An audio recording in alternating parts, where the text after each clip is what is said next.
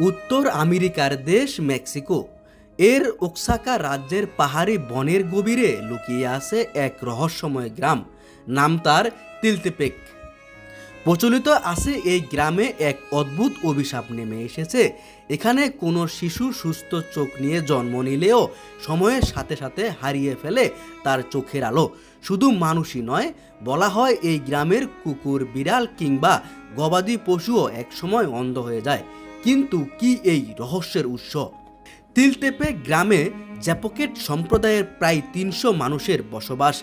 এদের ঘরের কোনোটিতেই আলাদা করে আলোর ব্যবস্থা নেই। কারণ হলো তারা অন্ধকার আর আলোর তফাৎ করার ক্ষমতা অনেক আগেই হারিয়ে ফেলছে। স্থানীয়দের বিশ্বাস, গ্রামের একটি প্রাচীন গাছ, যাকে তারা বলে লা লাভাফুয়েলা, তার দিকে তাকালেই মানুষ অন্ধ হয়ে যায়।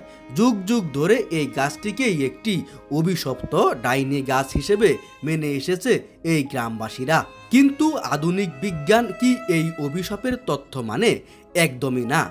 বিজ্ঞানীরা যখন গ্রামে অনুসন্ধান চালায়, তখন বেরিয়ে আসে এক চমকপ্রদ ও ভয়ানক সত্য। কোনো গাছ বা ভুতুরে অভিশাপ নয়, এই অন্ধত্বের পেছনে দায়ী ছিল ব্ল্যাক ফাই বা এক ধরনের কালো মাছি।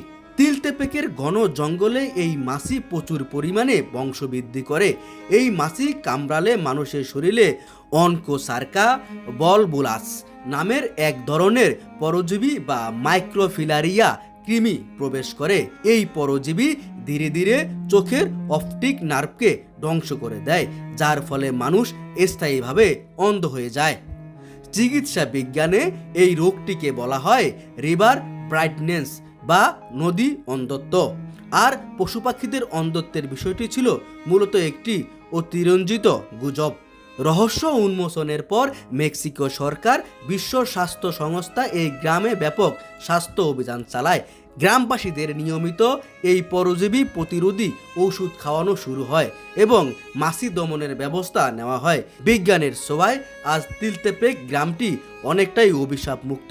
নতুন প্রজন্মের শিশুরা এখন আর অন্ধ হচ্ছে না, তারা দেখছে পৃথিবীর আলো। তিলতেপেক গ্রামের কাছে কুসংস্কার যেখানে মানুষকে অন্ধকারের দিকে ঠেলে দেয়, বিজ্ঞান সেখানে আলো জ্বেলে সত্যকে সামনে নিয়ে আসে।